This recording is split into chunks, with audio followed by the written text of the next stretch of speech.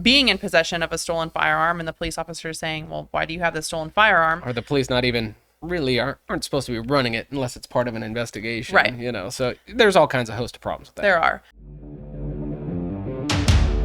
We are the Armed Attorneys. Today we are talking about a lot of fun, different issues. These are from questions that you submitted in the comment section. If you have a question, leave them down there below. But we're talking about, hey, can you now check to see if a gun is actually stolen? We actually have kind of a new update to that. We just put a video out about this.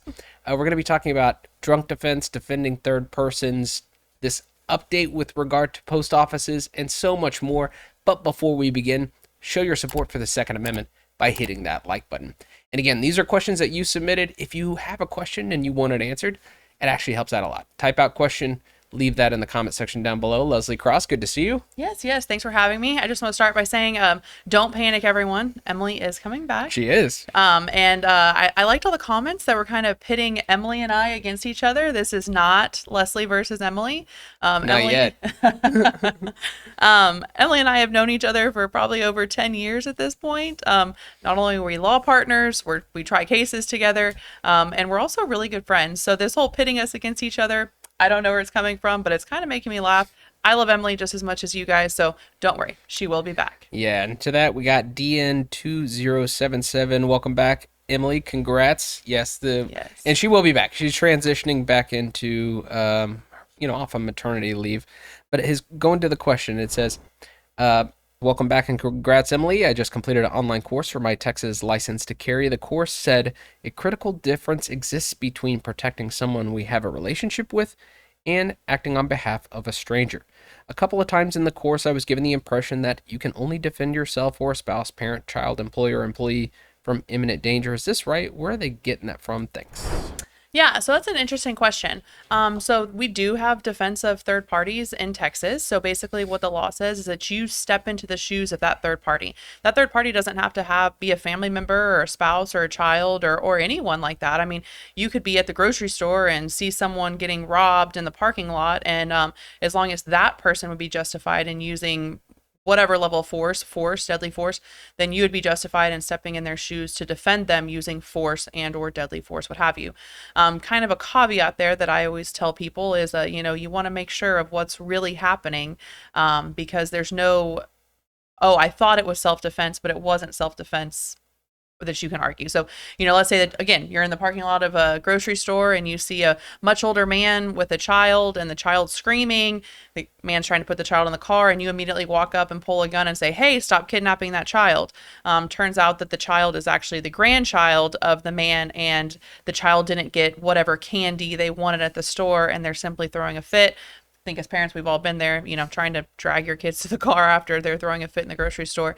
You wouldn't have a defense in that situation. So you can't say, oh, I'm sorry, I thought you were kidnapping the child. Turns out you're not.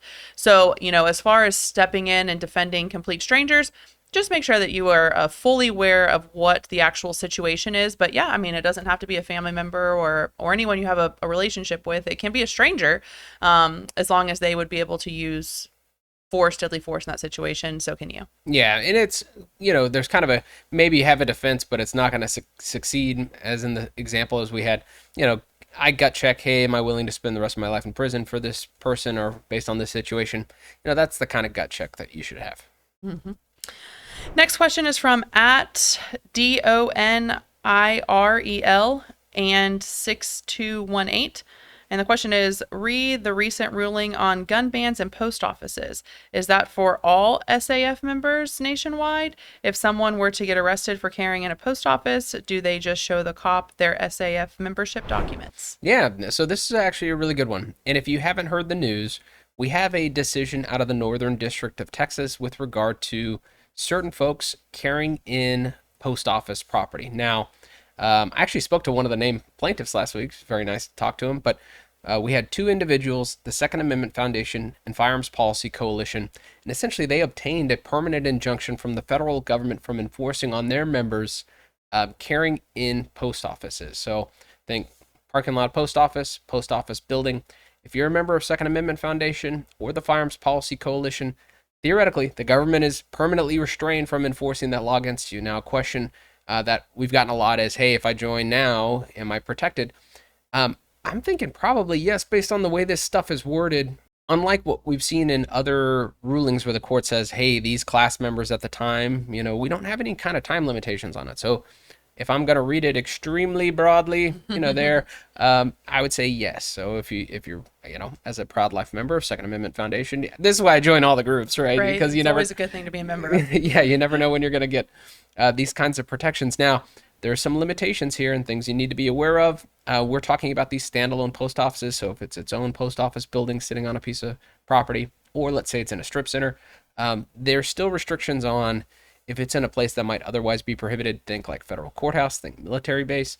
All of your other, laws are still in effect. So we're talking about very limited circumstances. And the other thing to keep in mind, the feds still have an opportunity to appeal this. And if they do, it's likely that the order will get stayed while it's being, litigated in the intermediate courts of appeals. And so just be aware we're filming this the day it's coming out. This is on Monday, October the 6th. But if it gets stayed, just know, hey, there could be a pause button on all this. Yep. All right, next one to you, Leslie. This one is from Andreal Lincoln 2793. Question: what's the attorney's opinion on signage around one's home regarding trespassing, etc.? If a self-defense incident occurs, could a person be prejudiced against for the no warning shot, etc. types of signs? Thank you for all you do. I've learned a lot from y'all. What do you think about these? We don't have warning shots and things like that. So yeah. I think a bare bones no trespassing sign doesn't hurt. No, absolutely. Having a bare bones no trespassing. In Texas we have the purple paint rule. If you have purple paint, then that's supposed to indicate that there's no trespassing. We see that more in rural areas. But yeah, like you said, bare bones, no trespassing, that sort of sign. I don't see any issues with that. Definitely gives the person notice that they are trespassing and that they should not be trespassing. As far as no warning signs, we shoot first, ask questions later. We don't use 911. We use Smith and Wesson, that sort of thing. Call 811. Yeah. The call before you dig. Right. Those sorts of things do cause some issues. And actually, I've had it come up in a case before where the person had those types of signs, and there are probably 2 times more photos of those signs than any other photos. Than even like the dead body. Right. Yeah, exactly. That the officers took. So the officers took a whole lot of interest in those signs. And I anticipate those will come up at trial if we get to that point. So yeah, I would say, keep those signs out. Like again, bare bones, no trespassing, perfectly fine. Anything else, it makes it a little harder in your defense. Yeah. Okay. Next question. And this is from @FZToys1152. And the question is, in the event of a home invasion, homeowner has been drinking at home. People have broken into home and homeowner defends himself with pistol that has modified or aftermarket trigger. Will that make a difference in court? May have been answered in the past, but may have missed it. This is theoretical. Thank you. Yeah. All right. Going back to, because there's 2 parts here. Does intoxication affect defense? Justification? The short answer is yes. It impacts, whether you're acting reasonably, and a jury would be allowed to consider that. Now, you don't lose self-defense just because you got, right. We had a judge in Galveston County who would say commode hugging, knee slapping, drunk. No, you don't. Obviously, you get to preserve your own life. However, a jury, when they're looking at, hey, objectively, were you reasonable? Subjectively, what was held in your mind at the time that you used force or deadly force, they'll be able to consider all that. So obviously, moderation, firearms and guns don't mix. But you can't kind of, these people, they pick their victims, they pick the time to attack. So there's only so much control you have over this stuff. Now, onto the aftermarket trigger, I wouldn't worry about that stuff. These firearms inspectors that look at guns for police departments, they probably won't even notice unless you bring it to their attention. So don't volunteer the information. But we call that a function enhancing modification. Makes you more lethal, on target, more accurate, all these things. Easily explainable. Yep. Won't turn a bad shoot into a good shoot or a good shoot into a bad shoot. It just is what it is, but don't volunteer the information. Yeah. All right, next one is from Joseph YJ6JZ. We'll throw the question up, but I'm going to paraphrase a little bit. You come into possession of a gun, you inherit it, it's given to you by a friend, maybe you have somebody in your family who's not really a gun person. Can you make sure you just didn't receive stolen property? Maybe you don't know the whole gun's history background. We did a video on this not too long ago, but we actually have some updated information here. Yeah. I think it came out, the end of August it was? Yes. And about the time we put out our video. Right when we put out the video. previous to that, you weren't able to really check it unless you went to a law enforcement agency and said, hey, do you mind running this gun? But then you're running the risk of being in possession of a stolen firearm, and the police officer is saying, well, why do you have this stolen firearm? Or the police not even really aren't supposed to be running it unless it's part of an investigation. Right. You know, so there's all kinds of host of problems with that. There are. Now, actually, the TCIC, NCIC, which is the database for checking firearms to be stolen, they came out with a way for FFL, so Federal Firearms Licensed Dealers, to go on and check themselves. So if you are an FFL, you can go on their website and they have a page for you to sign up for this ability. And so in theory, now you should be able to take the firearm to your local FFL and say, hey, do you mind running this for me to see if it's a stolen gun? And then you would know. Yeah, and so what this is doing, you know, we have the NICS, you know, and what it's doing is it's querying several different databases, and one of these databases is the lost and stolen property database. And so, yeah, I think that's great. They've given access to FFLs to, you know, check to see if a gun is stolen or not. I wonder what happens whenever it dings, because, you know, when the police, when a gun dings for the police, they say, well, this is stolen, you can't have it. I'm sure they have a bunch of, you know, I think the FFLs will have to go through some training, things like that.